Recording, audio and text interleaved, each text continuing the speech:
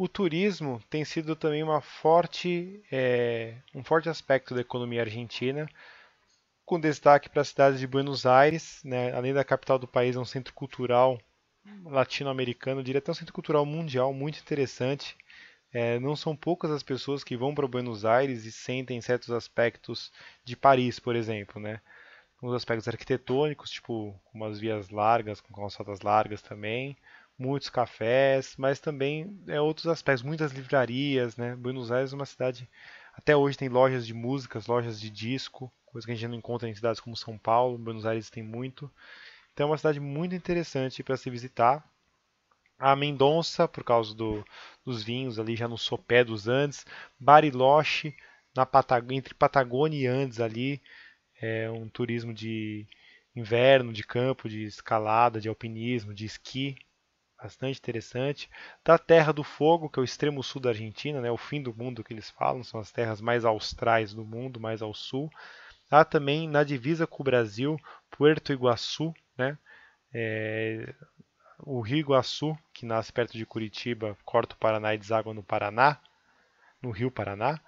Ele forma na sua foz uma grandes cataratas.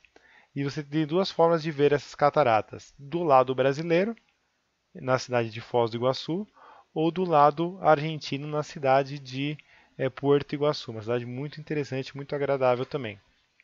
A Argentina tem uma história interessante porque ela era considerada um país rico e desenvolvido no início do século XX e vem desde então passando por persistente decadência econômica, sobretudo, acredita-se, por sua dificuldade em industrializar. Né? Boa parte de suas riquezas sempre vieram através da exportação de trigo e carne bovina e leite derivados. Né? Então, o fato de não se industrializar muito, alguns apontam que foi a raiz da sua decadência. Salvo os momentos de dois principais momentos importantes da história argentina, os momentos do governo de um sujeito chamado Juan Perón, que investiu, era um presidente nacionalista, investiu bastante em alguns aspectos de modernização social e de industrialização na Argentina.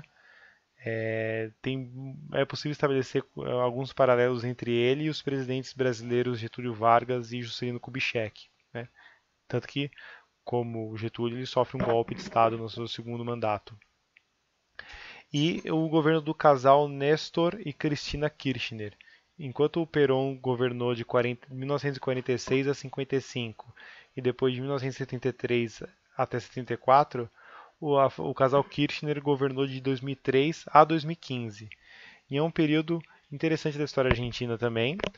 E esses governos mais nacionalistas, eles costumam ser entremeados por governos de políticas neoliberais, que é mais ou menos a lógica em que esses governos mais nacionalistas levantam um pouco o país e esses governos mais neoliberais acabam diminuindo um pouco mais o país.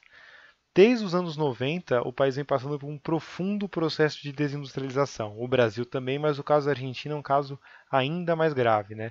A Argentina, por exemplo, tinha uma grande indústria de carros e eletrodomésticos, por exemplo, e hoje em dia eles basicamente importam isso do Brasil.